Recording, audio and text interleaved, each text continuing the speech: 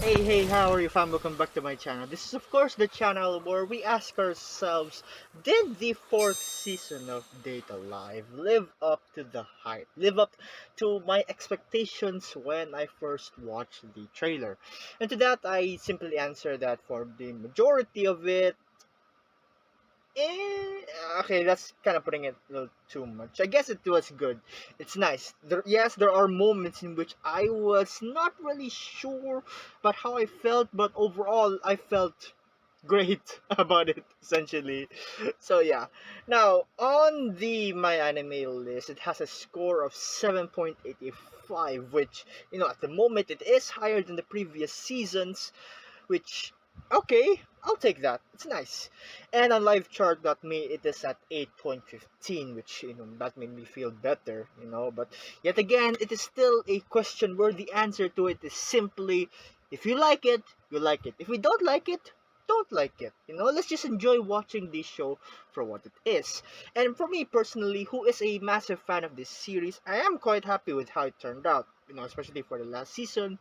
But to that last episode, well, there are surprises here and there, but I already knew what it was, judging from the hints of it, exposure to social media and the like.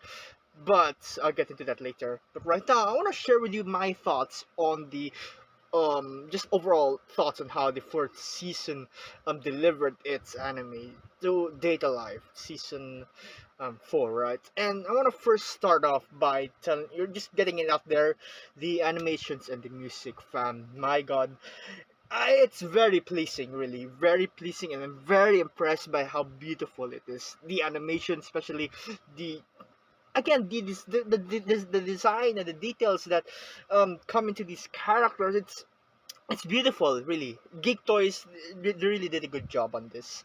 And of course, you can't forget the opening theme song by Miyu Tomita, over which I thought it was such a banger as well. A nice change of pace. And then you also have the ending theme song, SOS by Sweet Arms. Jesus Christ, it was it is beautiful. It's beautiful to listen to.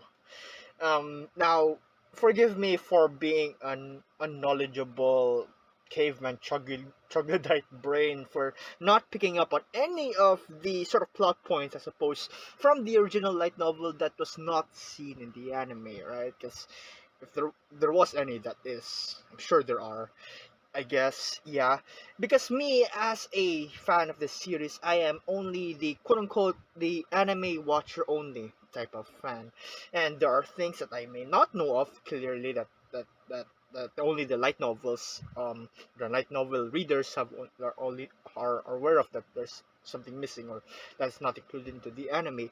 But for the purpose of this video, I'm going to just be talking about the sort of direction of the plot from the way that the anime directed or included into it. And first off, I want to talk about Mia's arc. 3 episodes, damn. Was that enough time? Well, 3 episode rule. And one way I'd argue it was actually, what I'm really looking for in it is the amount of conversation between them. That, and as well as the amount of emotion put into it. Emotion that conveys the love and concern that Shido has between the spirits, sort of essentially, yeah, sealing and bridging the gap between them to ensure that, yes, these emotions are genuine. Yoshino, for instance, back in season 1, he only had 2 episodes when she made her debut, not including the cameo, right? Debut until the kiss. There. And I felt like it was really, that moment was really sealed in, right? That love, I meant. And it's funny enough as well to think that Mia also had a similar monologue where she commented on how the pages, quote unquote, the pages aren't enough to like the main character, get the character to be likable, or for the heroines to develop feelings for said main character, or something like that, or packing in too much, so to speak, right? That's packing in too much, all of a lot of information at once there. But in that same moment, it's also where we'd see Nia using her angel or her powers to sort of see into Shido's character, and that's where we see the spark for her acceptance. And overall, I think that there could be more dialogue between them, but yet again, it was still compact and it was still nice, especially towards the end of the third episode where we get to see There's more clues added to this mystery here and there. Mukuro's arc, I liked it very much. Yeah, the entirety of it. The fairy tale episode was a great delight. The appearance of Inverse Toka again, and double again, the conversations and emotions that drive these characters, that drive Mukuro and Shido to really make that spark, to have those emotions, right? And finally, we have Kurumi back again. She is back again, really solidifying herself as the best girl of the series, as we all know, I suppose. Depends on you. Me personally, it's Yoshino for me. Don't judge, it's just there. But you get what I mean. Anyway, yeah, the more deeper we get into this series, right? Especially towards, we get to see Kurumi's return arc, so to speak.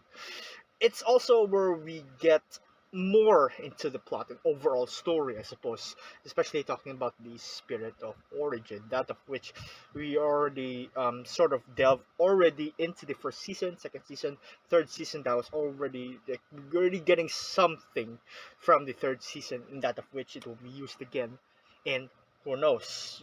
Again, I'm not one of the light novel readers, but from the anime's directing of it and the anime's inclusion of the plot points of the story, well, I can see that there is gonna be some use of that plot device. Yet again, it's still a point where I can enjoy it, even though if I haven't read the light novel. Now, what can I say about the final episode? Well, honestly, it did leave me a bit saddened. At first, it was really the type where you got me in the first half, not gonna lie, type of moment, because of, not because of how the story ended, right? And not how the final episode was concluded. Well, I guess concluded in a way, but like, it was left as a cliffhanger. I'm not talking about how bad the story is. The story is what one of the factors that really drive me to really enjoy Data Life for Data Life, right? But the final episode really, yeah, again, did leave a cliff to be hanged, until a power move was seen at the end, where production of a fifth season is in plans. Is in plan, and Christ Almighty, am I glad! My week is saved. The week month probably is saved. This piece of news will nullify any bad thing that would happen to me. I'm not sure about that, but it is still good news for me. But season 5, season 5, I still have a difficult time processing all this, but yet again, here it is. My God, and I have to say, it is the right thing to do. Continuing, really, yeah, because again, since since the final episode ended as a quote unquote a what's that a course one type of deal, type of ending, a part one course one type of ending. Yeah, I think it really should be that, in order to continue on with the story, to continue on with the hype of it, a new production, fifth season, so to speak, should be in place to continue on with the lore of the series. And for that, I am absolutely up for it. As a fan who only watches the anime, really, all I can do is patiently wait for the coming of the fifth season. If hopefully it's what's going in my mind is that it's gonna be something similar to Komi, where the last episode of the first season of Komi-san, there was gonna be news of the second season, that of which has already ended at the time of this recording. And yeah, that was nice, that was lovely. And you know what, yeah, I do still think Data Life is a masterpiece in my opinion. But yet again, if Hyakuno gets to have an anime, then that might, Hyakuno, the 100 Girlfriends who really, really, really, really, really love you, might really take over that. I'm sorry if I added that in, even though this is a video about daily life. But again, who knows? It's just me rambling on. And that being said, take a family.